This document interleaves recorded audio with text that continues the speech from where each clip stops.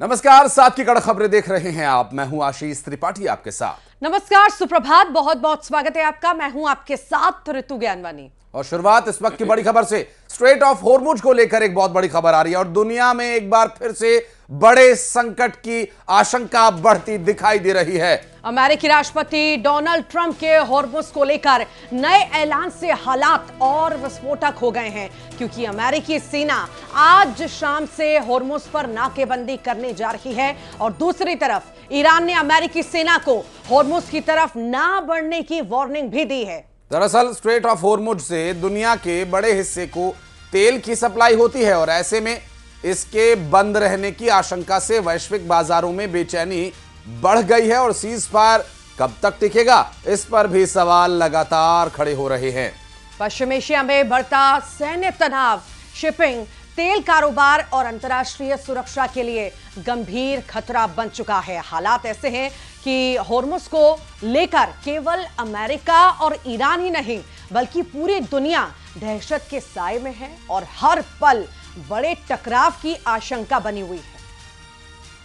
वहीं ईरान के खिलाफ स्ट्रेट ऑफ हॉर्मुज में अमेरिकी सेना की नाकेबंदी की तैयारी। ट्रंप के आदेश के बाद अमेरिकी सेंट्रल कमांड भारतीय समय के अनुसार आज शाम 7:30 तक ईरानी बंदरगाहों के उन क्षेत्रों में पहुंच जाएगा जहां आने जाने वाले सभी समुद्री जहाजों को रोकने की तैयारी है। ये नाकेबंदी अरब सागर और ओमान की खाड़ी से जुड़े ईरान के सभी तटीय इलाकों पर समान रूप से लागू होगी, चाहे जहाज किसी भी देश का हो। अमेरिकी सेना ने यह भी कहा कि गैर ईरानी बंदरगाहों के लिए आने जाने वाले जहाजों को स्ट्रेट ऑफ हॉर्मुज से गुजरने से नहीं रोका जाएगा। दरअसल नाकेबंदी से पहले व्यापारिक जहाजों के लिए औपचारिक सूचना जारी की जाएगी और इस ऐलान के बाद पश्चिम एशिया में तनाव चरम पर है और दुनिया की चिंता और गहरा गई है।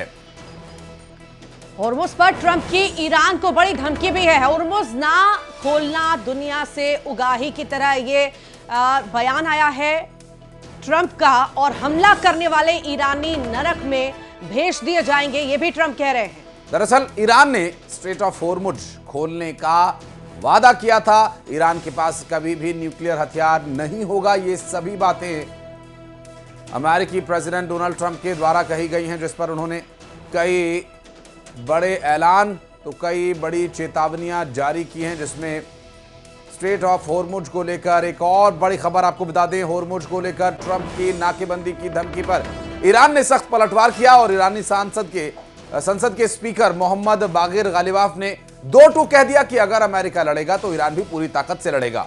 गालिबाफ ने चेतावनी दी है कि तर्क के जवाब में तर्क दिया जाएगा, लेकिन दबाव और धमकी का जवाब सख्ती से मिलेगा। उन्होंने कहा कि अगर किसी ने ईरान की इच्छा शक्ति को परखने की कोशिश की तो उसे पहले से कहीं बड़ा सबक दिया जाएगा।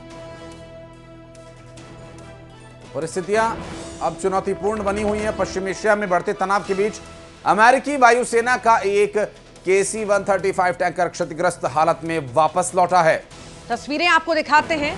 विमान के ढांचे पर देखिए, तस्वीरों में ढांचे पर शरनेल के कई छेद और पैच लगे निशान साफ दिखाई दिए। आशंका जताई जा रही है कि यह नुकसान सऊदी अरब के प्रिंस सुल्तान एयरबेस पर ईरानी मिसाइल या ड्रोन हमले में हुआ है।